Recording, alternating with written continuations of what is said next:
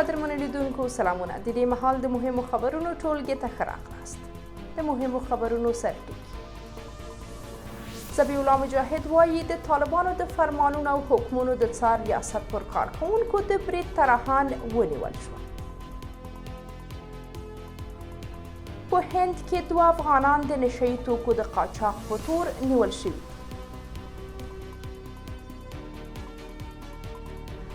په منځنۍ اسیا او افغانستان کې د دوامداره پرمختګ لپاره د سیمه ییز مرکز پر جوړونې د ګوتریش ټینګار.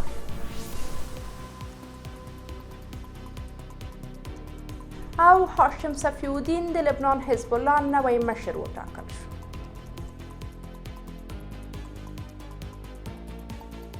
بشپړ خبرونه. طالب ویان ذبیح الله مجاهد وایي چې د طالبانو د فرمانونو او حکمونو د څار ریاست پر کارکوونکو د داعش د تېرې میاشتې برید طرحان نیول شوي دي. مجاهد د دوشنبې ورځ په یو خپره کړې خبرپاڼه کې لیکلي چې دا کسان په کابل او ننګرهار کې د طالب جنګیالیو د ځانګړو عملیاتو په ترڅ کې نیول شوي دي. هغه د نیول شویو کسانو د کره شمېر له یادونې پرته ویلي چې په دې کسانو کې یو تاجکستانی وګړی هم شامل دی. د ده په وینا دا کسان څو میاشتې مخکې په بامیان کې پر بهرنیو سیلانیانو د برید په ګډون په یو شمېر نورو بریدونو کې هم ښکېل وو. د طالبانو د معلوماتو پر بنسټ نیول شوي تاجکستاني وګړي د ځانمرګي برید پلان لاره. له پټنځای څخه یو انتحاري واسکټ 2 میله وسلې او مهمات هم د طالبانو لاسته ورغلي دي. د طالبانو نوموړي چارواکي ادعا کړې چې پر هیواد واک ته د دغې ډلې له رسېدو وروسته د داعش خراسان څانګې جنګیالي د ځینو استخباراتي سازمانونو په مرسته بلوچستان او خیبر پښتونخوا ایالت ته لیږدول شوي دي. د یادونې ده چې د اوږې پر 12مه یو ځانمرګي بریدګر د طالبانو د فرمانونو او حکمونو د څار ریاست پر کارکوونکو د رخصتۍ پر مهال ځان ته چاودنه ورکړه. طالبانو هغه مهال د دې برید قربانیان د یوې ښځې په ګډون 6 وژل شوي او 12 ټپیان اعلان کړي وو. ځینو سرچینو ویلي وو چې په دغه برید کې لږ تر لږه 14 کسان وژل شوي دي. دا برید په پراخه کچه له غبرګونونو سره مخ شوی و. په هند کې د محمد وارث هاشمي او عبدالنایب په نومونو 2 افغانان د 580 ګرامه هیروین او کوکاینو د قاچاق په تور نیول شوي دي. ټایمز آف انډیا د یکشنبې ورځ راپور ورکړی چې د هند د جرمونو ضد پولیسو دا 2 کسان د دغه هیواد پلازمینې نوي ډیلي لویدیځ ته څیرمه په تیلاک نګر سیمه کې نیولي دي.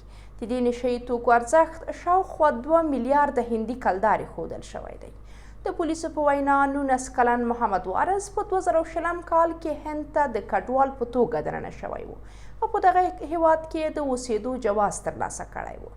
د معلوماتو له مخې نوموړي د نشه یي توکو د قاچاق له پیل وړاندې په یو پلورنځي کې کار کاوه. د هند پولیسو ویلي چې د افغان د خپل یو ملګري په وسیله د نشه یي توکو له قاچاق سره اشنا شوی او د هر لیږد په بدل کې یې 100 امریکایي ډالر ترلاسه کول. همداراز عبدالنایب په 2020 کال کې له خپل پلار سره هند ته تللی و. هغه له محمد وارث سره تر اشنا کېدو وروسته د نشه یي توکو قاچاق ته مخه کړې ده.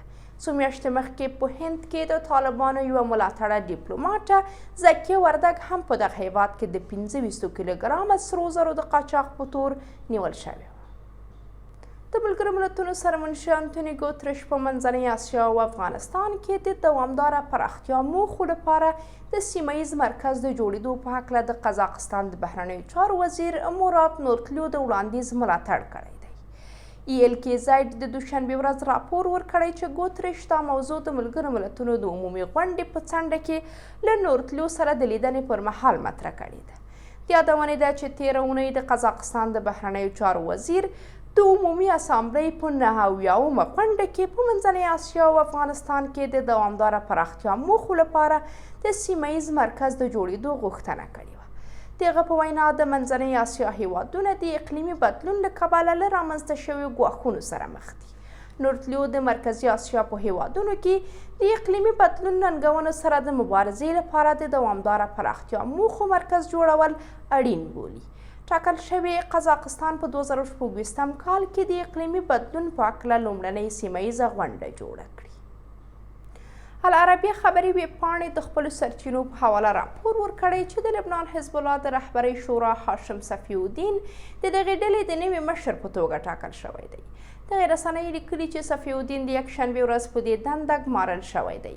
د یادونې ده چې دا ګمارنه د حزب الله پخواني مشر حسن نصرالله له وژل کېدو 3 ورځې وروسته شوې ده.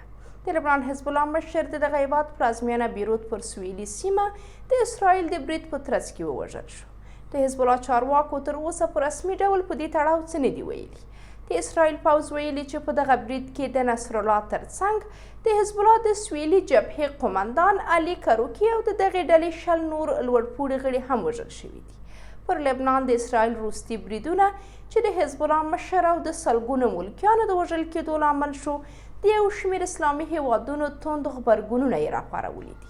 تېره ورځ د پاکستان د بهرنیو چارو وزارت د دې بریدونو په غبرګون کې ویلي وو چې د ملګرو ملتونو امنیت شورا باید په منځني ختیځ کې د اسرائیل د یرغل مخنیوی وکړي. قدرمن لیدونکو، دا زموږ د دې مهال مهم خبرونه. د ملتیا مو مننه.